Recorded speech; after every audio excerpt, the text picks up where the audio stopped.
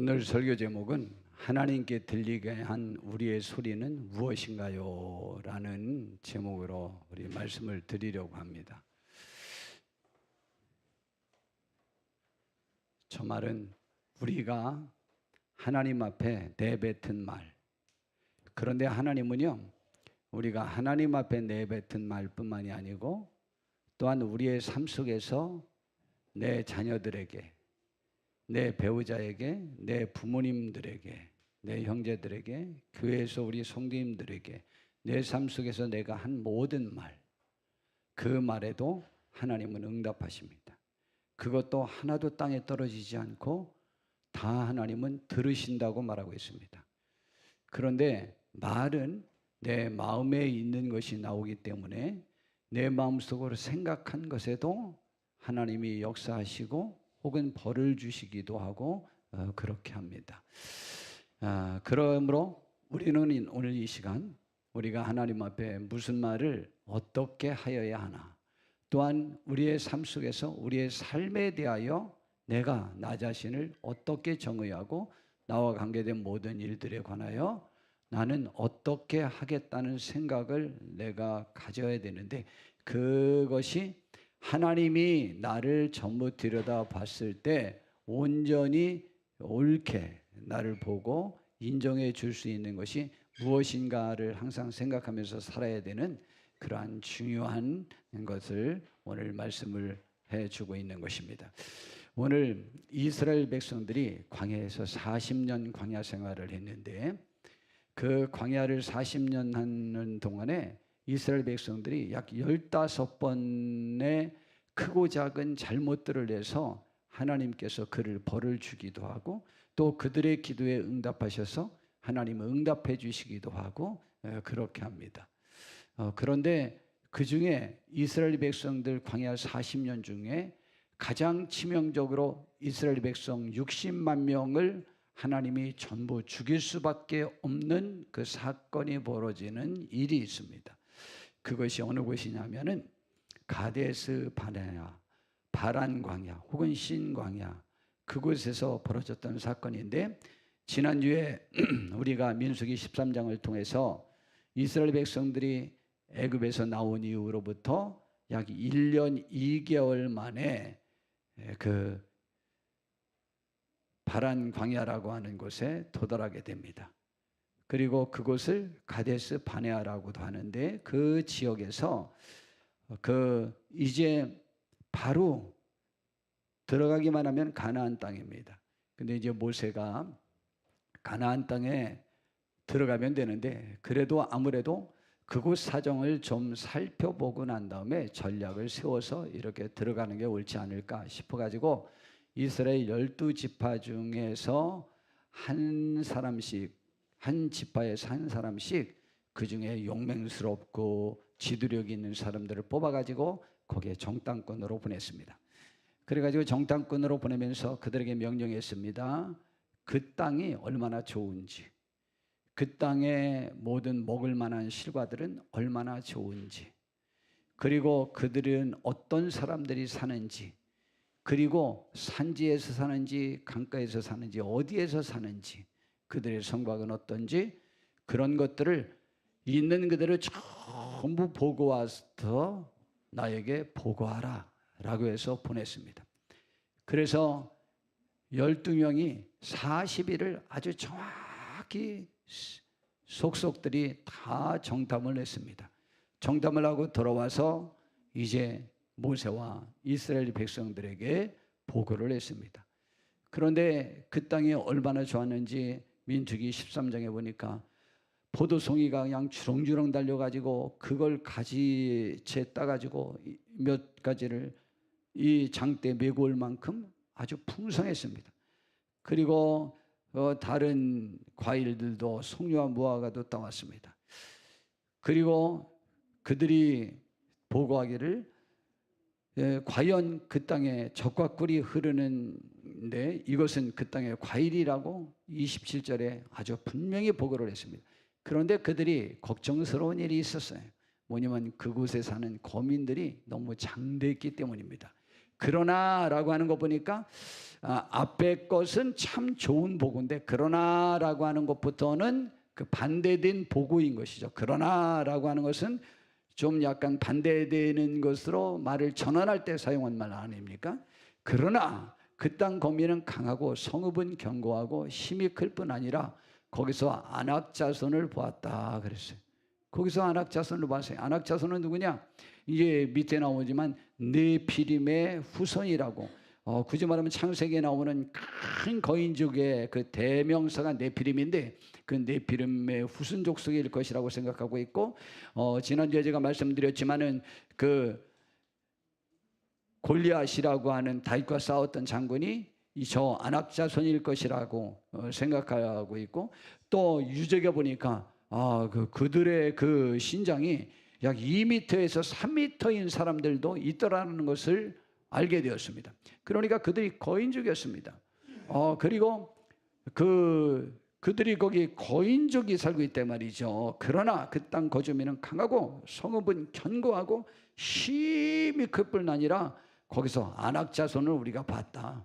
그리고 아말렉인은 남방 땅에 거주하고 헤딘과 여부스인 아모리인은 산지에 거주하고 가나안인은 해변과 요단가에 이렇게 거주합니다 라고 이렇게 보고를 했어요.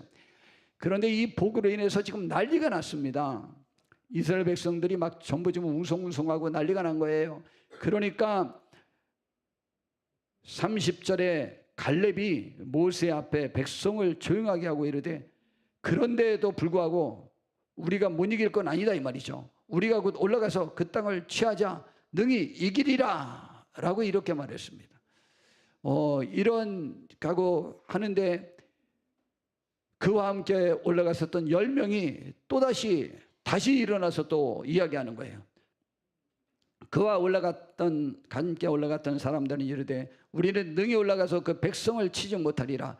그들은 우리보다 강하니라 하고 이스라엘 자손 앞에서 그 정탐한 땅을 악평하여 이르되, 처음엔 땅은 좋다고 그러더니 지금 거민 때문에 그 땅을 악평했어요.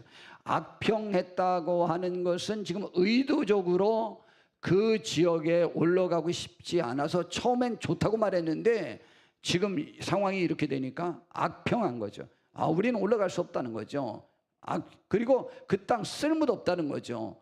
악평하여 이르되 우리가 두루다니며 정탐한 땅은 그 거주민을 삼키는 땅이요. 처음에는 젖과 꿀이 흐르는 땅이라고 그러더니 삼키는 땅이요. 거기서 본 모든 백성은 신장이 장대한 자들이며 거기서 네피림 우선인 안악 자손의 거인들을 봤는데 우리 스스로 보기에도 메뚜기 같으니 그들이 보기에도 그와 같을 것이니라 라고 말했습니다. 이야, 이 말을 듣자마자요 이스라엘 백성들이 난리가 났습니다. 이스라엘 백성들이 전부 막 외치면서 탄식하고 울고 막 부르짖고 그렇게 하기 시작했는데 14장 1절에 보니까 온 회중이 소리를 높여 부르짖으며 백성이 밤새도록 통곡하였더라 그랬어요. 백성이 아주 밤새도록 통곡했어요. 그것 때문에. 왜? 이스라엘 자손이 다 모세와 아론을 원망하며 온 회중을 이르되 우리가 애굽 땅에서 죽었거나, 이건 뭐 계속하는 불평이죠. 그들의 평생 하는 죽은데 좌우지간 애굽에 있을 때도 그 말을 했고 나와서도 그 말을 했고 죽을 때까지 40년 후에 죽을 때까지도 똑같은 말을 계속합니다.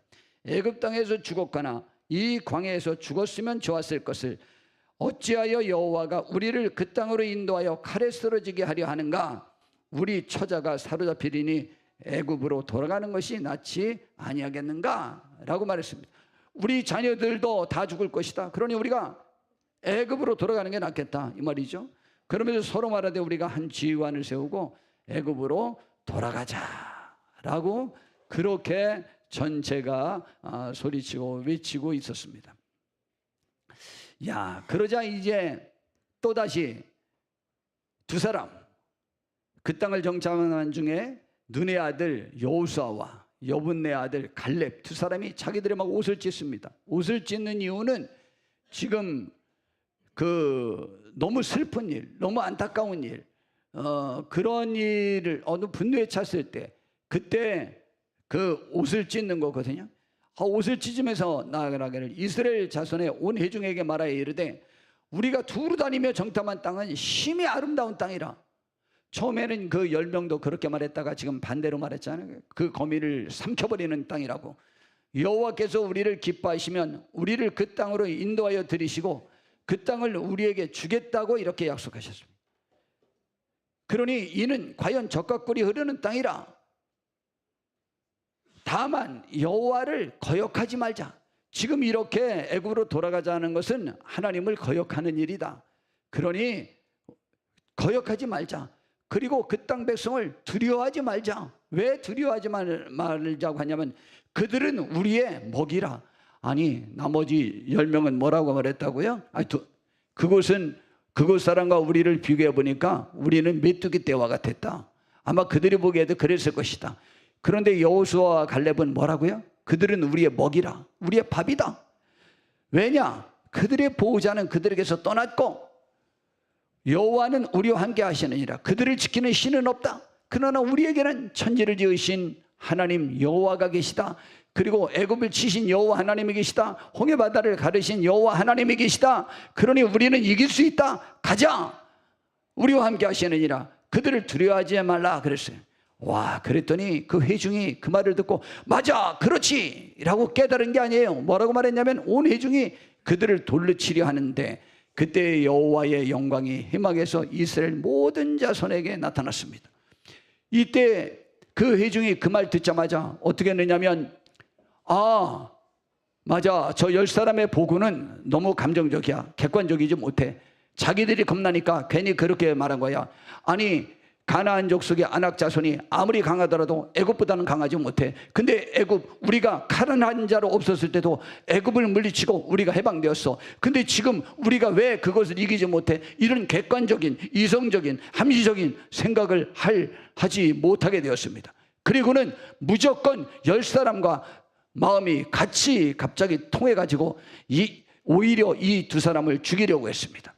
만약 그러자 11절에 여호와께서 그러자 온 회중이 그들을 돌려치려 하는지라 그때 여호와의 영광이 해막에서 이스라엘 모든 자손에게 나타났습니다. 하나님이 중간에 개입하셔서 그들이 죽이지 못하도록 만들지 않았더라면 그때 여호수아와 갈렙은 죽었고 자칫 잘못하면 모세와 아론까지 죽었을 것입니다.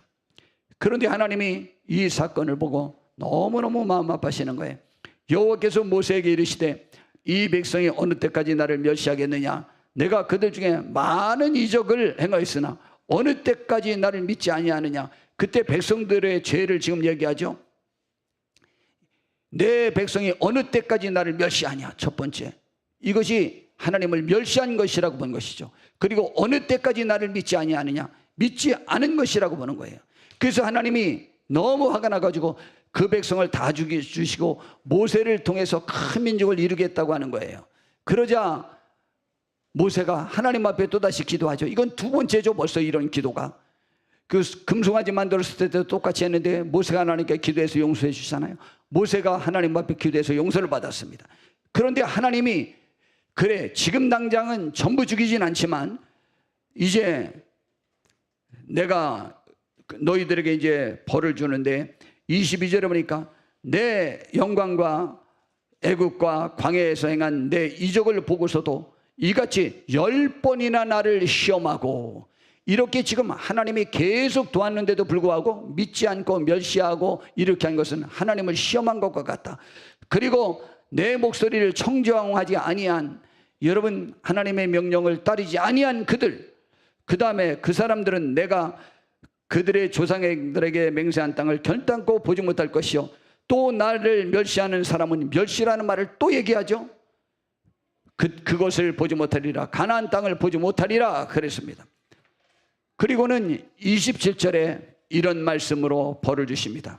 나를 원망하는 그것을 하나님을 원망한 것이라고 말한 것입니다. 이 악한 회중에게 내가 어느 때까지 참으랴? 이스라엘 자손이 나를 향하여 원망하는 바 그 원망하는 말을 내가 들었노라. 여러분 우리 하나님께 원망해 봤습니까? 한번 손 들어볼까? 하나님께 원망 한 번도 안 해본 분 손 들어보세요. 한현석 권사님 딱 한 번밖에 없네. 와, 저도 사실 태어나서 지금까지 하나님께 한 번도 원망해 보지 않았어요. 와, 근데 안현석 권사님도 원망 안 해보셨구나. 예, 저도 원망 안 했어요. 진짜 한 번도. 그럼 원망 안 한 사람이 뭐 제일 믿음 있는 사람이냐, 꼭 그런 건 아닌데, 그래도 원망해야 될 이유는 사실은 저는 매번마다 없다고 생각했어요. 많은 문제가 저에게 있었지 하나님에게 있지는 않았어요. 제가 보기에는 그래요. 좌우지간 그러면서 그들에게 이르기를 여호와의 말씀에 내 삶을 두고 맹세하노라. 오늘 본문이죠. 뭘 말해? 너희 말이 내 귀에 들린 대로 내가 너희에게 행하리니 라고 했습니다. 여러분, 우리가 평생에 하나님 앞에 내 마음속 생각으로나 내가 다른 사람들에게 말할 때나 또한 하나님 앞에 기도할 때나 삶 속에서 우리는 하나님 앞에 어떤 말로 하나님 앞에 꾸준히 들리게 하셨습니까? 여러분, 그 들린 대로 하나님이 하시겠다고 했습니다. 그러면서 29절부터 그들에게 벌을 내립니다. 지금 누구에게 벌을 내리는 거냐? 이스라엘 백성 전체에게 말하는 거예요. 너희 시체가 이 광야에 엎드러질 것이라. 너희 중에서 20세 이상으로서 계수된 자, 곧 나를 원망한 자 전부가 여분네의 아들 갈렙과 눈의 아들 여호사 외에는 내가 맹세하여 너희에게 살게 하리라 한 땅에 결단코 들어가지 못하리라. 너희가 사로잡히겠다고 말하던 너희의 유아들은 내가 인도하여 드리리니 그들은 너희가 싫어하던 땅을 보려니와 너희 시체는 이 땅 광야에 엎드러질 것이라. 너희 자녀들은 너희 반역한 죄를 지고 너희 시체가 광야에서 소멸되기까지 40년을 광야에서 방황하는 자가 되리라. 이야, 이게 얼마나 끔찍한 일입니까? 너희는 그 땅을 정탐한 날수인 40일의 하루를 1년으로 쳐서 그 40년간 너희의 죄악을 담당할지니 너희는 그제서야 내가 싫어하면 어떻게 되는지 알리라 하셨다 하라 라고 말했습니다. 그러면서 나 여호와가 말하였거니와 모여 나를 거역하는 이 악한 회중에게 내가 반드시 이같이 행하리니 그들이 이 광야에서 소멸되어 거기서 죽으리라 그랬습니다. 이야, 이게 무슨 끔찍한 일입니까? 지금 애굽에서 나와가지고 1년 2개월 동안 왔습니다. 이제 가나안 땅 들어가기만 하면 됐습니다. 그런데 거기에서 거역하고 하나님을 멸시하고 하나님 말씀에 불순종하고 하나님을 원망하고 그러다가 그들이 원망한 대로, 그들이 원망한 내용이 뭐예요? 애굽에서 죽었거나 광야에서 죽었으면 좋았을 것을, 그래 너희들을 내가 광야에서 죽여주마. 그래서 이제 가나안 땅으로 가는 것이 아니고 그게 돌려가지고 이제 광야를 40년 동안 뺑뺑 돌게 하는데 40년은 왜 도는 거죠? 가나안 들어가려고? 아니요. 하나님이 그 60만 명 전부 죽이려고 이 광야를 돌게 한 것입니다. 죽으러 이제 행진하는 거예요. 그런데 그들이요 60만 명이 다 죽을 때까지 그때도 깨닫지 않고 끊임없이 원망하고 끊임없이 하나님 앞에 대들다가 다 죽습니다. 그때라도 그들이 아마 회개했더라면 용서해 주었을는지 모릅니다. 그런데 그때도 그들은 하나도 회개하지 않아요. 그래서 이제 하나님이 그 정탐하고 들어와서 10명 불평한 사람들은 그 즉시를 죽여버리고 이제 여호수아와 갈렙만 그때까지 남게 됩니다. 이 사건이 우리들에게 무슨 교훈을 주겠는가라는 말입니다. 저는 이 사건이 굉장히 관심이 예민한 문제들이 있었어요. 뭐냐면 이것이 이스라엘 백성들이 가장 큰 벌을 받는 그러한 죄 항목에 들었거든요. 그런데 이상하지 않아요? 하나님이 제1계명에 너희는 나 외에 다른 신을 섬기지 마라, 두 번째는 우상을 섬기지 마라 그랬단 말이죠. 그런데 이스라엘 백성들이요, 모세가 호렙산에 올라가서 40일 동안 금식하면서 십계명을 받고 율법을 받아오기 위해서 그 산에 올라간 40일 동안에 그들이 금송아지를 만들어 놓고 그것이 이스라엘 백성들을 애굽에서 인도해낸 여호와 하나님이라니, 이런 세상에 하나님을 금송아지래. 이야, 금송아지가 하나님이래. 하나님이 정말 얼마나 속상했는지 몰라요. 그때 이스라엘 백성들 다 죽이려고 그랬어요. 그때도 모세가 하나님께 기도해서 그들을 용서했거든요. 그런데 하나님이 그때 말씀하셨어요. 지금 내가 내 기도를 듣고 그들을 용서하긴 하지만 내가 때가 되면 그들을 찾아와서 그들에게 보응하리라 라고 말했어요. 그렇다면 우상숭배가 더 큰 죄악 아니요? 그런데 직접적인 그들을 죽인 것은 지금 이 사건으로 인하여 죽였단 말이죠. 그래서 우상숭배가 큰 죄이냐, 이게 큰 죄냐라는 것이 저에겐 관심거리였어요. 그 다음에 두 번째, 여러분이 생각할 때 여기 정탐꾼 10명의 죄가 더 클까요? 여기 백성들 전체의 잘못이 더 클까요? 저는 여기에 대해서도 굉장히 민감합니다. 그런데 결론은 이런 것이죠. 결론이 뭐냐? 정탐꾼들의 잘못이 훨씬 크다는 것이죠. 왜 그들의 잘못이 더 크냐? 이들은 지도자들에게 책임이 있는데도 불구하고 왜곡과 선동을 했고, 이들은 12지파의 대표자들로 선택진 지도자였고, 객관적인 보고가 아닌 믿음 없는 해석을 통해 공동체 전체를 혼란에 빠뜨렸기 때문입니다. 여러분, 객관적이지 못했다고 이렇게 해석자들이 평가하거든요. 객관적이지 못한 건 뭐냐? 지금 가나안 땅을 정탐했단 말이죠. 좋은 땅이었어요. 그러니 들어가야죠. 그런데 거기서 우리가 싸워야 될 적이 누구냐? 아낙 자손이에요. 그러니까 우리가 질 것 같아요. 그런데 그것은 정탐한 그들이 볼 때 질 것 같은 거예요. 이것은 그 아낙 자손이라는 것은, 거인족이라는 것은 객관적이에요. 그런데 자기들이 질 것 같은 생각이지, 이스라엘 백성을 도우시는 하나님으로 말미암아 그것을 승리할 것이라고 하는 것은 객관적이지 못하거든요. 왜냐하면 합리적이지 못한 결론이에요. 왜냐하면 지금 이스라엘 백성은요, 아낙 자손보다 훨씬 컸던 애굽, 전 세계에서 제일 최강대국이었던 애굽을 칼 하나 없이 이기고 나온 사람이거든요. 자기들 하나 싸우지도 않았어요. 하나님이 다 했어요. 홍해바다 건널 때도 그들이 뭐 힘쓴 것이 있어요? 다 하나님이 도와서 그랬어요. 그리고 애국 군대는 완전히 멸망시켰어요. 그리고 물이 없을 때 물 줬고, 그 다음에 음식 없으면은 매일매일 만나가 떨어지게 해서 만나를 먹게 했고, 고기 먹을 때는 메추라기를 주었고, 그 다음에 매일 또 무슨 현상이 일어나냐? 매일 일어난 이적이 뭔지 알아요? 만나가 매일 내렸고, 그 다음에 매일 낮에는 구름 기둥이 끼었어요. 구름. 그 광야에 구름이 끼면은요, 여러분, 나무 밑에만 들어가도 온도가 3도에서 5도가 떨어진대요. 서늘하고 그늘에만 들어가도.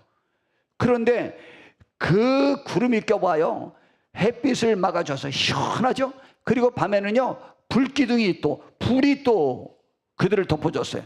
세상에 밤에 사막 광야 지대는 갑자기 온도가 떨어지잖아요. 막 온도 차이가 막 20, 30도 나잖아요.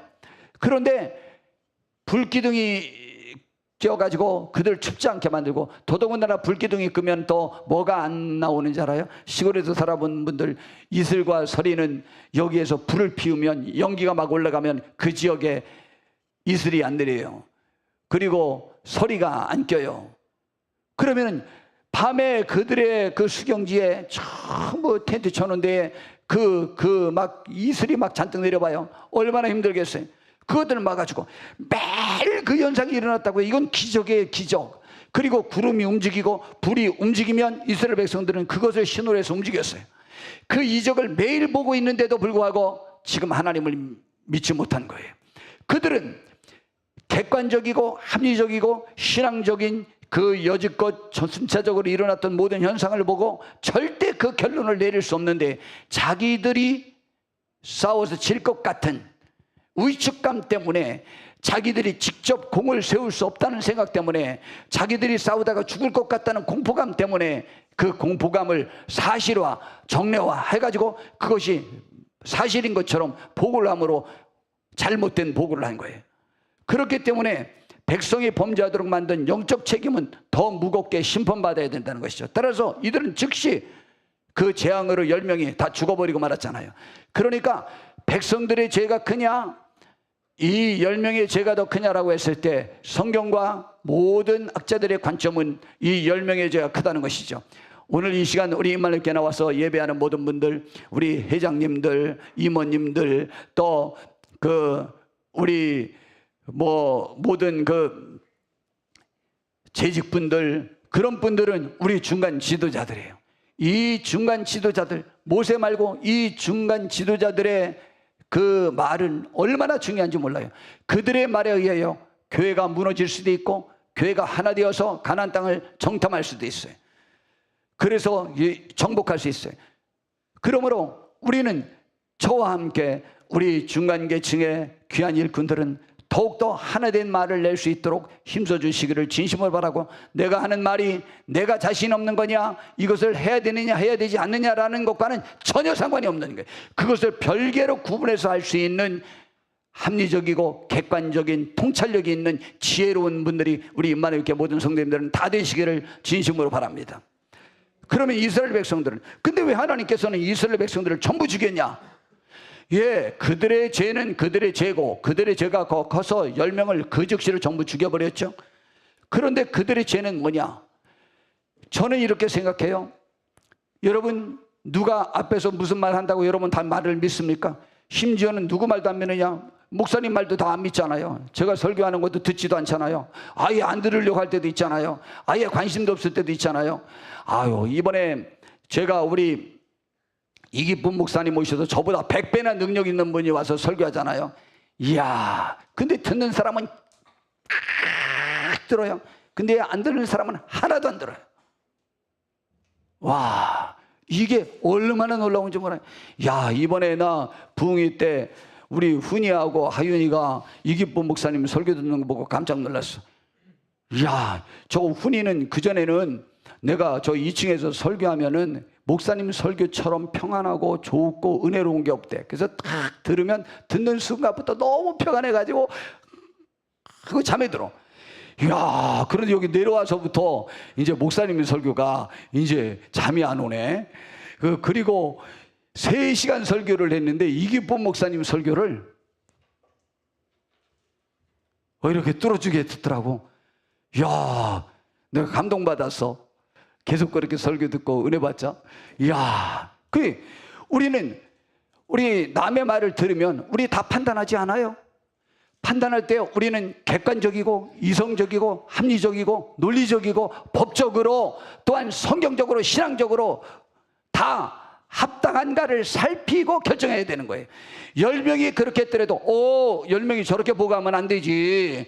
이야, 우리가 애굽에서도 나왔는데 이 광야 지금 여기까지 오는 동안에 하나님이 그렇게 기적을 주셨는데 저 가나안 그 아낙 자손 그거까지 못 이겨? 왜 조금 전에는 또 갑자기 적과 꿀이 흐르는 땅이라더니 갑자기 거민을 삼키는 땅이래. 저 사람들이 논리적으로 맞지 않네? 라고 판단하고 그들의 말에 휩싸이지 말아야 되는데 백성 전체가 거기에 휩싸인 것 보니까 그들 마음 속에도 그런 원망과 불평과 하나님을 멸시하는 마음이 있었다는 것이 사실이에요.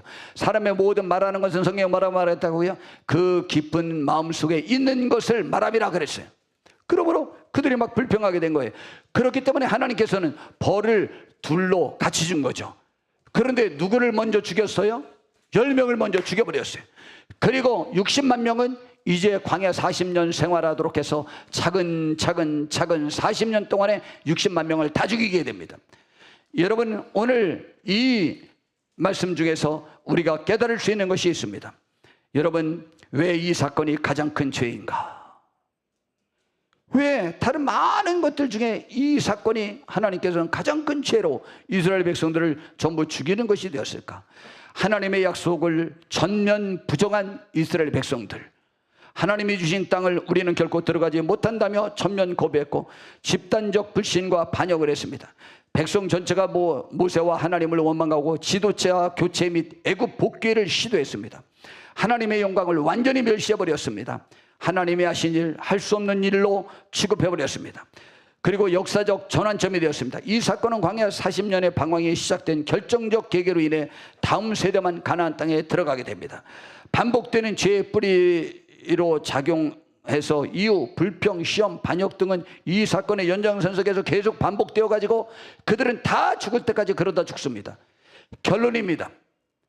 무슨 결론을 내릴 수 있냐? 가장 큰 죄는 우상 숭배도 음행도 아닌 하나님의 약속과 성품에 대한 불신입니다. 하나님의 약속, 하나님의 신실함을 못 믿으면 안 되는 거예요. 그걸 믿는 것이 가장 큰 믿음이에요. 이제 여러분이 믿음이 크게 있어지길 바랍니다. 야, 지금도 아주 그냥 제 설교를 우리 학생 중에 몇 명은 아주 막 뚫어지게 어떻게 잘 듣는지 몰라. 내가 막 힘이라고 너무 좋아요. 얼마나 감사한지 몰라요. 여러분, 그러한 축복을 받아야 됩니다. 그래서 하나님은 반복되는 실수보다 그분의 신실함을 거부하고 멸시하는 마음을 가진 것을 가장 큰 죄로 여긴다는 사실을 명심하시기를 바랍니다. 그럼 이때 이스라엘 백성들이 어떻게 쓰면 됐을까라는 거죠. 그 얘기 듣고 출애굽기 2장에 나와 있는 말씀을 보겠습니다. 이 출애굽기 2장 저 23절부터 나와 있는 저 말씀은 지금 이스라엘 백성들이 언제 기도한 거냐? 지금 애굽에서 나와서 이곳까지 1년 2개월 됐다고 그랬죠? 그런데 저 사건은 지금 하나님이 모세를 80살 때 호렙산에서 부를 때 그때보다 몇 달 전에 있었던 사건이에요. 그러면 지금 여기 가데스 바네에서 이스라엘 백성들이 전체 반역해가지고 전부 죽이기로 작정한, 원망해서 죽이기로 작정한 그때보다 약 2년 전 사건이라고 생각하면 딱 맞습니다. 약 2년 전에 성경엔 뭐라고 나와 있느냐? 그때 그들이 애굽에 있을 때 뭐라고 기도했는지 알아요? 여러 해 후에 애굽 왕은 죽었고 이스라엘 자손은 고된 노동으로 말미암아 탄식하며 부르짖으니 그 고된 노동으로 말미암아 부르짖는 소리가 하나님 앞에 상달된지라. 남자의 나면 전부 죽이라고 그랬고 그 점점 더 어렵게 그들을 노동을 시키니까 힘들으니까 하나님을 원망한 게 아니고 그것을 인하여 뭘 했다고요? 하나님 앞에 부르짖어 기도했어. 부르짖어 기도했어. 부르짖어 기도했더니 하나님이 그들의 고통 소리를 뭐 하시고? 들으시고 하나님이 아브라함과 이삭과 야곱에게 세운 그의 언약을 기억하셨다. 앞으로 그 얼마 후에 내가 너희들에게 찾아와서 해방시켜 주겠다는 그 말씀을 기억하시고 하나님이 이스라엘 자손을 돌보셨고 하나님이 그들을 기억하셨더라. 그래서 3장으로 딱 넘어가자마자 누구를 불러요? 애굽으로 도망가서 생활하고 있었던 모세, 80살 된 모세를 불러서 다시 애굽으로 보내가지고 80살 때 그 모세가 이스라엘 백성들을 구원해냅니다. 여러분, 그러면 2년 전에 그들이 하나님 앞에 그 어려운 상황에서 하나님 앞에 부르짖어 기도했더니 원망하지 않고 부르짖어 기도했더니 하나님이 그 기도 소리를 뭐 했다고요? 들으시고 그들을 구원해 주셨어요. 근데 2년 후에 그들은 나오면서부터는 불평하기 시작하더니 2년 후에는 이렇게 불평해서 하나님이 들으신 내용은 그들이 죽는 게 낫겠다라고 원망한 그 내용만 들었던 것입니다. 그래서 죽인 것입니다. 여러분, 이제 우리 어떤 소리로 하나님에게 들리게 하시겠습니까? 우리가 고통스럽고 힘들 때, 가장 절망스러울 때, 그때는 오히려 하나님의 기적이 필요할 때요, 하나님의 도우심이 필요할 때요. 지금 우리 성도님들 어려운 분들 많습니다. 실제 여러분들 이렇게 그냥 있으시니까 잘 모르지 꿍꿍 앓고 속에 앓고 고통당하고 절망스럽고 좌절스러운 사람이 한두 명이겠습니까? 저도 지난주 목요일 날에는 제가 마음이 찢어질 듯 아팠습니다. 제 아내가 말도 제대로 못하고 그냥 비들거리만 하고 있다고 그러고 뭐하고 막 그냥 말을 제가 들을 수가 없어요 하면서 얘기하고. 그래서 제가 하나님 앞에 막 부르짖어 기도했어요. 하나님, 저러면 안 돼요. 하나님, 고쳐주세요. 약을 이길 수 있게 해주세요. 건강하게 해주세요. 전체 병이 낫지는 않았지만은 금요일 날 갑자기 괜찮아졌어요. 지금까지 괜찮아졌어요. 그 약에관해서 원망하지 않아요. 불평하지 않아요. 와, 이건 굉장히 좋다는 거예요. 여러분, 하루하루 절망이 우리 모두에게도 많이 있을 수 있습니다. 그 절망스러울 때 우리는 하나님 앞에 부르짖어서 내 기도 소리가 하나님을 원망하는 것이 아니고 하나님을 사랑하고 신뢰하고 인자하시고 거룩하시니 나를 인도해달라고 하나님 앞에 부르짖는 기도가 하나님 앞에 상달되게 하시면 하나님께서는 우리들에게 이러한 크신 은총으로 내려주실 것입니다. 그러므로 오늘 설교 제목대로 우리가 어떤 소리로 하나님께 들리게 하셨습니까? 오늘 이 시간 우리를 돌이켜보면서 우리가 하나님 앞에 부르짖어 기도하여 응답받고 위로받고 승리하는 우리 모두 다가 되시기를 진심으로 바랍니다. 기도하겠습니다. 하나님, 우리를 인도해 주셔서 복되게 하옵시고 이제 우리의 삶의 모든 여건 속에서 하나님을 찬양하며 높이며 어려울 때도 부르짖어 기도하여 우리의 신음소리가 하나님 앞에 상달되어져서 응답되어지는 축복을 보게 해 주시옵소서. 예수님의 이름으로 기도드려 싸움나이다. 아멘. 자, 우리는